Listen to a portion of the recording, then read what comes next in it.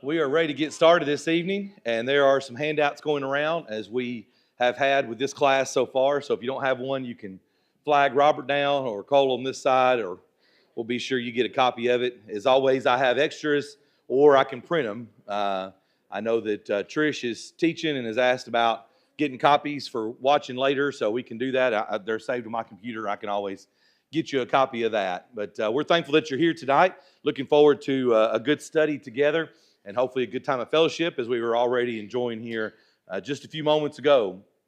Continuing our series of how we got the Bible, we are actually ready to move on to our next.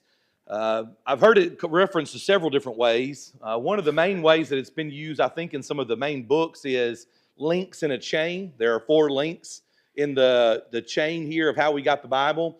I think Dr. Doug Burleson from Freed Hardeman has referenced it as a filing cabinet before, which doesn't make as much sense to kids these days, right? They don't know what a filing cabinet is.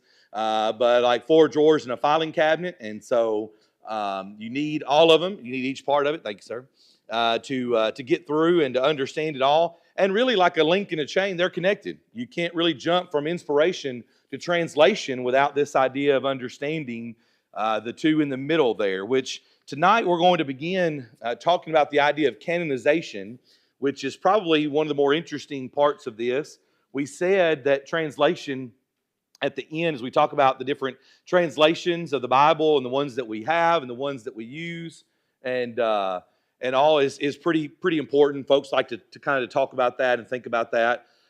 Transmission is also probably one of the biggest questions that people have. How is it that we go from, Paul writing something or Peter or whomever writing something to today?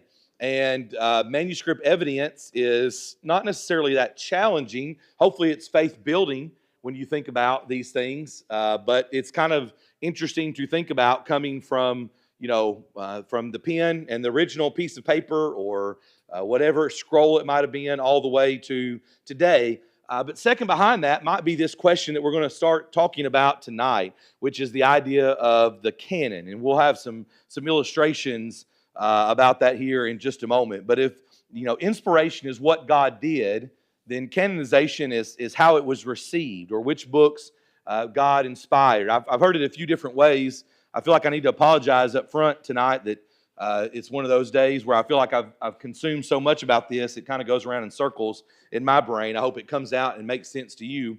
And if not, I always ask, please ask questions.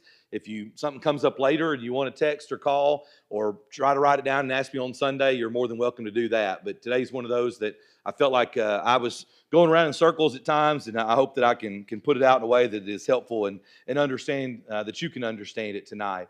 We've asked this question several times to begin. Is the Bible the Word of God?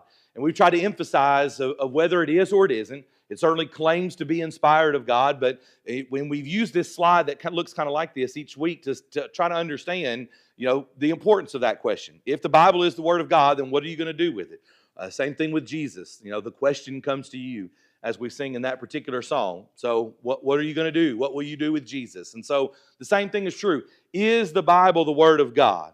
But as we move over to canonization and thinking about this idea, tonight we're going to look at it a few different ways or some other questions that go along with it. You have those at the top of your notes there. But is the Bible the only Word of God? Is part of what it's saying there. Is the Bible the only Word of God? Or is the Bible everything that God wanted us to have? The idea might be, is there something else floating out there? Is it some kind of mystery? We've mentioned before that Paul uses that phrase in the New Testament in some of his epistles, the idea of this mystery.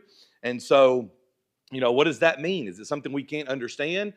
Is the Bible everything God wanted us to have? Or in connection with that, are there excluded books out there? Or are there included books that maybe shouldn't be there? So, of course, our number is, and we're going to talk about it here in just a moment, but the number is 66, right? We quote that a lot, but are the 66 books that we have the 66 books that God wanted us to have? It's kind of the question. So is the Bible the only Word of God, or might there be parts of the Word of God out there? We're going to try to understand that over the course of the next couple of weeks and try to break that down and help us to understand. You may have heard some things before. This is one of those things where you can hear others talk about this from time to time. maybe not in your circle of friends necessarily, but maybe you see something. I was listening to something the last couple of days about AI and things like that. Social media, I'm kind of always, we're always thinking about that. But this is one of those things in which it's real easy on Facebook for something to pop up and you just say, oh, well, that's interesting. And then you've got to ascertain, or you've got to discern pretty quickly, is it true? Is it not true? Is it something that's worth my time? Is it something that's not worth my time? I mean, and you all are familiar with that. Even if you're not heavy into social media usage, then you can get caught up in that. Pictures that look real, that aren't real. I mean, there's been something, I don't even know what it might be categorized as lately, that I feel like on my Facebook page, where I have seen these, headlines that are sensational, that are not, they're not real, and they'll catch your eye enough. You go, is that true? I mean, of course, being an Alabama fan, Nick Saban's kind of one, and so it'll say, longtime Alabama coach dies suddenly, and, all of his secrets are revealed. And I'm like, what? And it's like, well, no, that's not true. And then I saw one the other day for like an artist, a musician.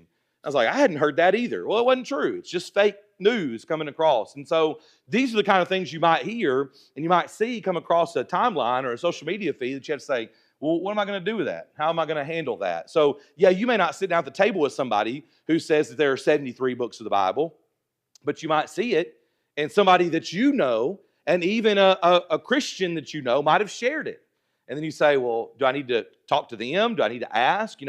How do I handle this? And so that's kind of what we're getting at. And I promise you, I think that it does, mean something to you, even as you maybe think it's not necessarily a part of your life. So we're talking about canonization, Freddie. What you had in those three questions, those are precisely stated statements that can either be true or false. Yes. They can't be both. They can't be neither. Yeah. And so that's where rationality and the use of the human mind is able to affirm or deny with proof either side of that. Yeah. So it does matter. It does matter, and we're trying to understand, to Freddie's point, one side or the other. And that's true because we live in a world where, the lines are blurred and people like gray, and what's true for you is true for you, and what's true for me is true for me. And so people will say that, it not a big deal. I was listening to the preacher the other day who was talking about, some people don't believe, Genesis 1:1. They don't believe in the creation account. Why does that matter? Well, why would you claim to be a Christian if you don't believe that Genesis 1:1, means what it says what it means, kind of deal? It matters, and you kind of have to have an opinion one way or the other. A lot of things we can't just look at and say, well, it's just your opinion, or there are certain things that come up from time to time that you might can agree to disagree on, but to Freddie's point, there are other things that are yes or no, and we need to try to understand that. So now we are talking about canonization, and no, not the canon that's pictured on the screen there. It's missing an N or so, I think, in the idea there. But we're going to touch on, I don't necessarily give you a glossary of terms or definitions in your notes each week, but there are some things that we need to try to understand, even if they seem like they're big words or there's something even more. And so if you'll allow me to tonight to begin, I'd like to share a couple of illustrations to help us to think about that. Baton Rouge, Louisiana, all the way down there. I don't know if any of you ever visited Baton Rouge before. Does anybody know what Baton Rouge means or stands for? You ever heard that before?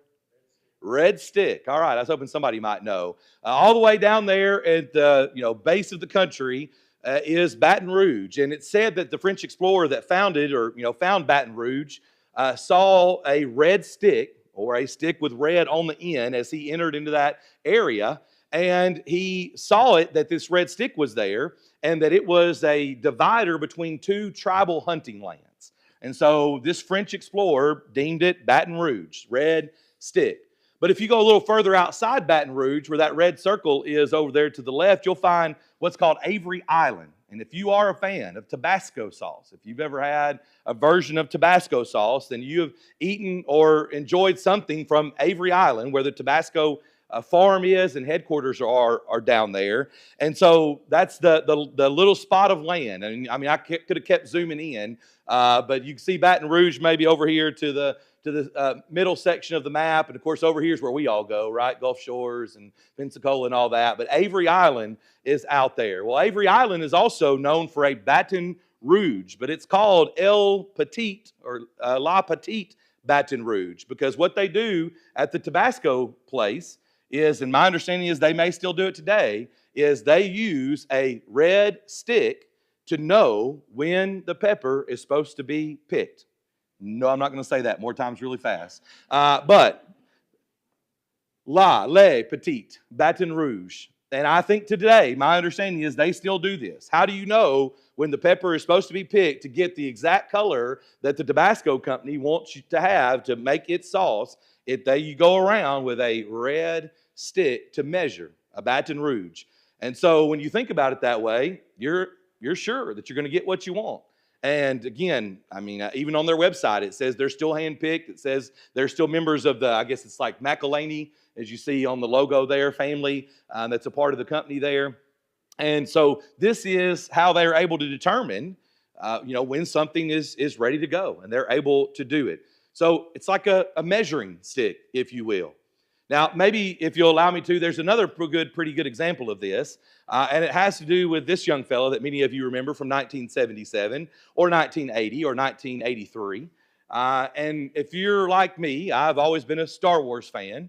And when you think about the Star Wars movies, then there are certain things that people might call Star Wars canon, right? It's supposed to be included in the Star Wars canon. And so some of you remember, as this map kind of details, 1977, 1980, and 1983, the original three movies that actually fall into the middle of this timeline of the Star Wars universe. And maybe you remember, even as I did, because I was still pretty young, but 1999, 2002, and 2005, when these three movies came out, and if you're a true Star Wars fan, you didn't like them because they weren't as good as these three, But there's this question.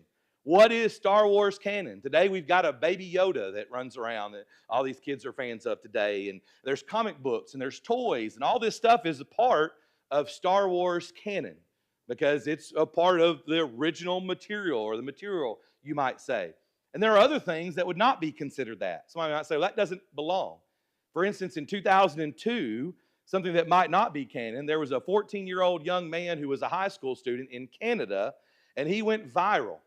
I believe today it's 1 billion views, and he's now called Star Wars Kid because he made this like 30-second video of him flailing around. I really wanted to show the video, but then Hannah would never come back to class. She'd be laughing too hard. She'd have to excuse herself. But and these still shots, you can see where he is. The first one to the right of it there, the original picture, is where he almost hits himself in the head. And he's got like dodge. The bottom one down here is where he actually slips and almost falls on the yellow, whatever that is, in the floor.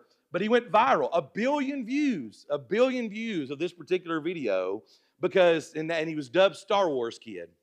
He didn't even mean for anybody to see it. He dubbed over a VHS tape. That's how old it is, right? At the very end of the video, there's a basketball game that he had to tape over to record this of himself. But people look at that and they say,